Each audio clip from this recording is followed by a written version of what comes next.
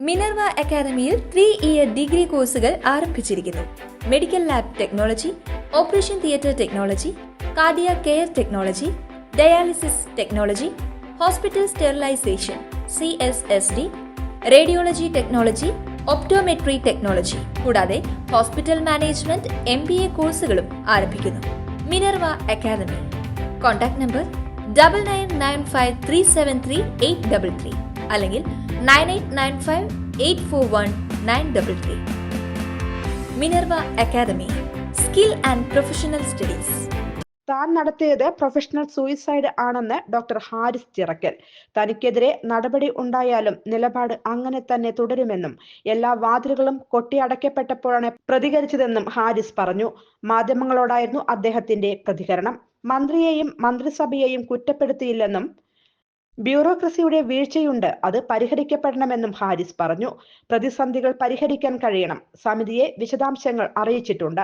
ഞാൻ പ്രതികരിച്ചപ്പോൾ ഒരുപാട് പേർ ഒപ്പം നിന്നു. പ്രശ്നങ്ങൾ പരിഹരിച്ചാൽ ആരോഗ്യ മേഖല ഉയർച്ചയിലേക്ക് പോകും. പ്രശ്നങ്ങൾ ഉണ്ടായപ്പോൾ ഉപകരണങ്ങൾ വേഗത്തിലെത്തി. എങ്ങനെയാണ് ഇതൊക്കെ ഇപ്പോൾ എത്തിയത്? പ്രശ്നം ഉണ്ടായാലേ പരിഹാരം കാണൂ എന്നാണോ? മുഖ്യമന്ത്രിയോട് ബഹുമാനം മാത്രം, ഡോക്ടർ ഹാരിസ് പറഞ്ഞു. താൻ സൂചിപ്പിച്ച പ്രശ്നത്തിന് മാത്രമാണ് പരിഹാരമായതെന്നും പ്രതിസന്ധി പൂർണ്ണമായും മാറിയിട്ടില്ലെന്നും അദ്ദേഹം പറഞ്ഞു. സമരങ്ങളും പ്രശ്നങ്ങളും ഉണ്ടാക്കരുതെന്നും സമരക്കാർ പിന്മാറണമെന്നും ഡോക്ടർ ഹാരിസ് ആവശ്യപ്പെട്ടു.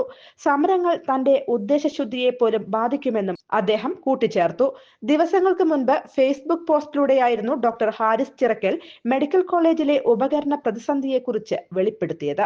ആശുപത്രിയിൽ ഉപകരണങ്ങൾ ഇല്ലെന്നും അവ വാങ്ങി നൽകാൻ ഉദ്യോഗസ്ഥരുടെയും മറ്റുള്ളവരുടെയും ഭാഗത്തുനിന്ന് നടപടി ഉണ്ടാകുന്നില്ലെന്നും Haris Chirakkal തുറന്നെഴുതിയിരുന്നു.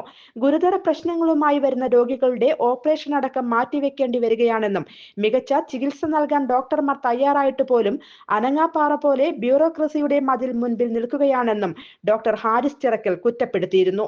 News desk anytime news. കൂടുതൽ വാർത്തകൾക്ക് ഞങ്ങളുടെ ചാനൽ സബ്സ്ക്രൈബ് ചെയ്യുക.